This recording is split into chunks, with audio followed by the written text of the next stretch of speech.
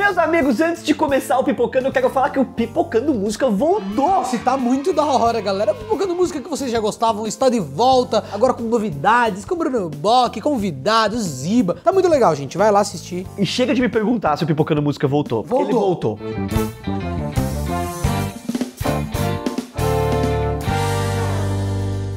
Meus amigos, bem-vindos! Hoje a gente vai falar aqui de uma coisa muito legal, a gente vai dar moral pros personagens que só se ferram. Porque eles também merecem amor, Bruno. Os personagens que se dão mal.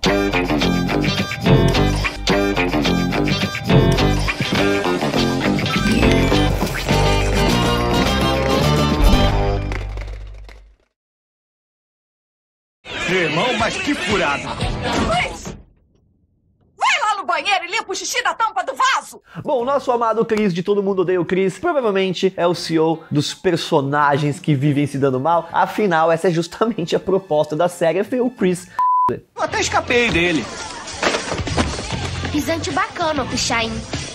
Bom, ela é baseada na infância do criador e narrador Chris Rock, explorando o quanto ele era injustiçado na vida, principalmente por ser um garoto negro no meio dos brancos. Sempre que alguma coisa dá errada, o pessoal em volta do Chris nem pensa duas vezes pra deixar o menino pagar o pato, isso sem contar que às vezes ele só é provocado sem ter feito nada, né? Uma das situações mais recorrentes da série é o bullying que esse protagonista sofre nas mãos do Caruso, que não dá um minuto de paz pro coitado e sempre dá ali apelidos bem desagradáveis no processo. Aí, é o ligeirinho e queimadão. Qual é? E até quando o Chris tenta revidar a opressão, alguma coisa dá errado e é ele quem se ferra de qualquer jeito. Como no episódio que ele acaba quebrando a janela da escola.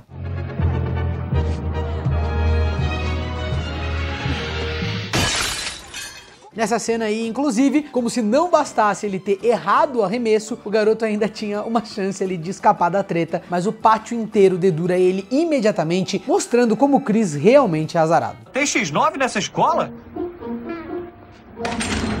Detenção. Inclusive, eu descobri uma coisa recentemente, que o Todo Mundo Odeia o Chris foi um sucesso absurdo, fenômeno no Brasil, mas ele não foi tão popular nos Estados Unidos. Ele foi popular, mas ele era de uma emissora menos pop, e aí não é todo mundo que viu, não é isso que eu falei. Tanto que os atores de Todo Mundo Odeia o Chris sabem que aqui no Brasil eles são tipo deuses. Que legal. Todo mundo conhece eles e lá meio que a galera não... Não sabia, achei que todo mundo conhecia o Chris Rock. Não, conhece Chris Rock, mas não a série dele.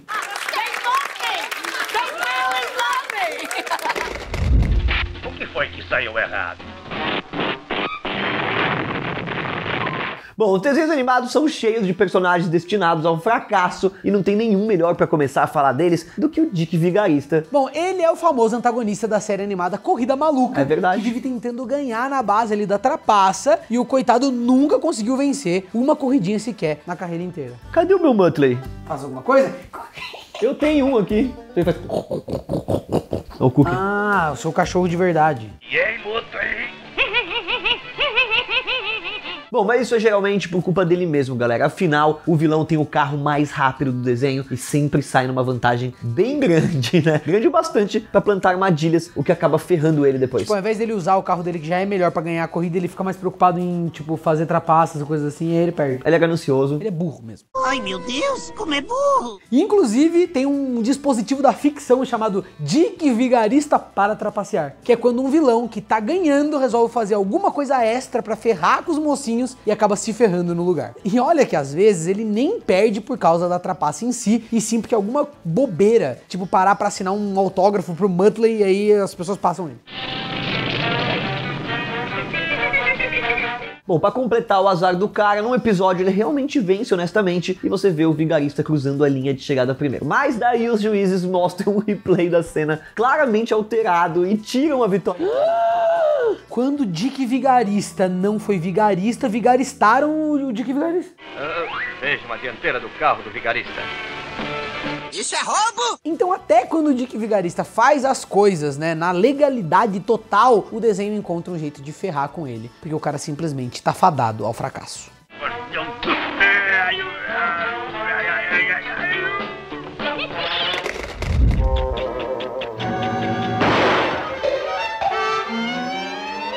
De todos os personagens animados destinados ao fracasso, o Tom provavelmente é o que mais dá dó, tadinho, pela forma como ele é tratado pelo seu arqui-inimigo Jerry. Mas é que esse é o fundamento desse desenho. É ver o Tom se ferrando. Tadinho, ele é um gatinho bonitinho.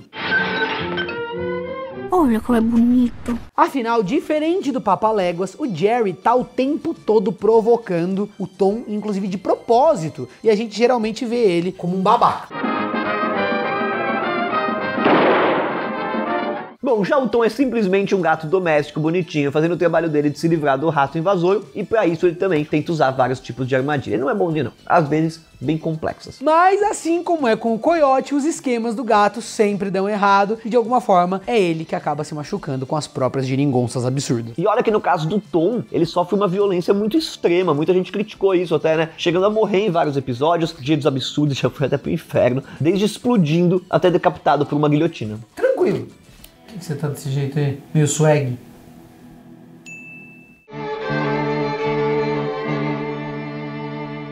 Mas em algumas ocasiões raras, o gato e o rato põem as diferenças de lado e se ajudam, galera, porque no final das contas, um não vive sem o outro, entendeu? É que nem... eu e você.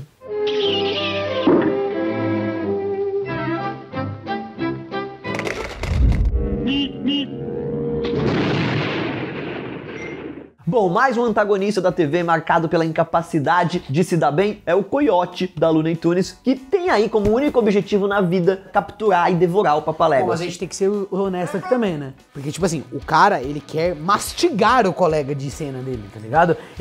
O objetivo dele não é um objetivo singelo. Ele quer comer o Papaléguas. Quando Willy Coyote sai à caça de Papaléguas, ele não espera nada menos que uma ótima refeição. Pra fazer isso, ele usa um monte de armadilhas e também aparelhos mirabolantes, geralmente encomendados da corporação Acme, né? Aqueles que tem os explosivos, coisa boa, pra tentar interromper esse pássaro corredor no caminho dele. Mas toda vez o Papalégua dá um jeito de evitar os obstáculos, fazendo o tiro sair pela culatra, e o Coiote acaba sendo ferido gravemente pelas próprias armadilhas. Até quando o plano desse cara não tem furos, está perfeito, o desenho dá, óbvio, um jeito dele se dar mal, né? Como, por exemplo, na famosa cena onde ele pinta um túnel na parede pra enganar o Papaléguas e o pássaro simplesmente passa pelo túnel. E aí vem um trem quando ele vai passar, né? Não é sensacional esse desenho? Era uma época que os caras iam além.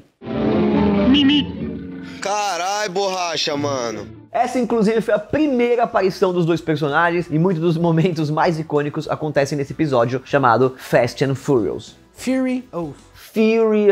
Fury porque são animais. Ah, entendi. Na verdade, os dois erraram. A pronúncia correta é Foreign. Que coisa, não? Até na rara ocasião do Coiote conseguir pegar o Papaléguas, óbvio que alguma coisa vai dar errado, né? Como quando, por exemplo, o pássaro fica gigante sem mais nem menos e o bicho, né, esfomeado, não sabe o que fazer.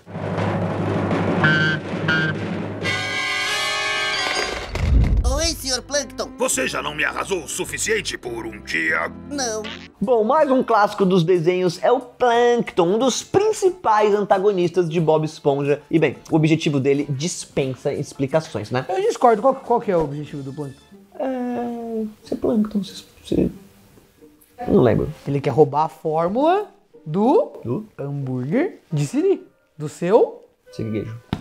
Porra, você manja de Bruno. Não, menos esse. Eu já vou ganhar o prêmio agora? Você tem que trabalhar por ele, lembra? E obviamente, né, galera, por mais que ele tente de todos os jeitos possíveis, o dono do restaurante Balde de Lixo nunca consegue roubar a receita secreta do mítico hambúrguer de Siri, graças ao Bob Esponja, na maioria das vezes. Mas mesmo sendo o principal vilão da série, o Plankton é muito carismático e tem uma certa empatia aí que foi se desenvolvendo pelo personagem, né, ao longo dos anos. É muito bom, inclusive ele tem o robô, né? Ele tem uma inteligência artificial lá que esculacha ele. Ele é um coitado, tadinho. Ah, qual é, cara? E o que aconteceu? Inclusive, no livro de 2011, Bob Esponja e a Filosofia, o cientista político Joseph J. Foy propõe que ele talvez seja o herói injustiçado dessa série. E o Bob Esponja só é visto como nobre por atrapalhar o Plankton. A forma como o Sr. Siriguejo é desnecessariamente cruel com o rival, de tempo em tempo colabora para essa visão. E a gente aqui já falou sobre a vez onde ele leva o Plankton à beira do suicídio. Já era! Tô perdido! O ônibus das 4h15 deve chegar a qualquer momento! Mas até quando o vilão finalmente consegue roubar a fórmula do hambúrguer de Siri em Bob Esponja, o filme, os planos dele são frustrados pelo protagonista, então parece que não existe mesmo chance, né, dele ter um restaurante de sucesso. Que é isso? Eu só tava brincando! Vocês sabiam que era brincadeira, não sabiam?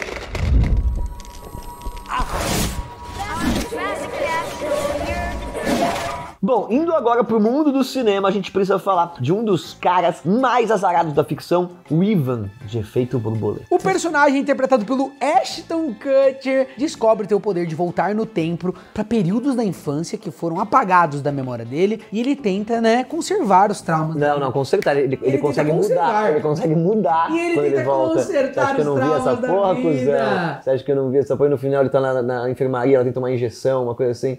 Remember to bring those home movies that we used to make. Bom, toda vez que esse infeliz revisita esses momentos traumáticos pra tentar acertar as coisas, aí ele acaba gerando consequências cada vez piores. Tipo assim, ele queria... Ah, não, o meu cadarço tava desamarrado. Aí ele volta, amarra o cadarço, volta, tá um apocalipse zumbi. Aí ele volta, eles estão, mano, em um planeta sem comida, tendo que mastigar restos mortais de alguém. Você tá exagerando. Maybe. Nessas diferentes linhas de tempo, ele acaba indo pra cadeia pelo assassinato do sádico irmão da crush dele, o Tommy. Ou ele sofre um acidente, como explosão, e tem, por exemplo, os 4 membros amputados. Não, é bizarro, cara. É louco mesmo. Até quando ele parece encontrar uma cronologia onde ele não tenha se ferrado tanto, ele descobre que a vida da crush dele foi destruída no lugar. Ele fala, não, mas tá tudo bom aqui. Não, aí a crush dele virou prostituta, usuária de droga. Nisso, o Ivan conclui que não existe realidade sem sofrimento enquanto ele estiver envolvido. Olha que cabeça, né? Então ele decide se remover da equação, se retira da vida da crush, em vez de fazer amizade com ela no dia em que eles deviam se conhecer. Kill you and your whole damn family. Pois é, galera, até pra resolver a treta ele se deu mal, mas nem para por aí, porque o filme, ele tem um corte do diretor em que o Ivan volta no tempo, né, prestes a nascer, e aí ele se mata com o próprio cordão umbilical. Essa é absurda essa cena. A maldição. Um bebezinho se matando com o próprio cordão umbilical. Ele enrola e crau!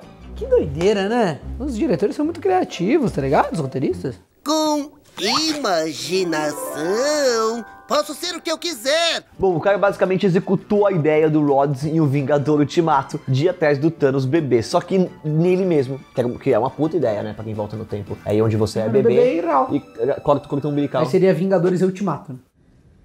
First of all, that's horrible. It's Thanos. If you were interested in stories with happy endings, then you would be better off somewhere else.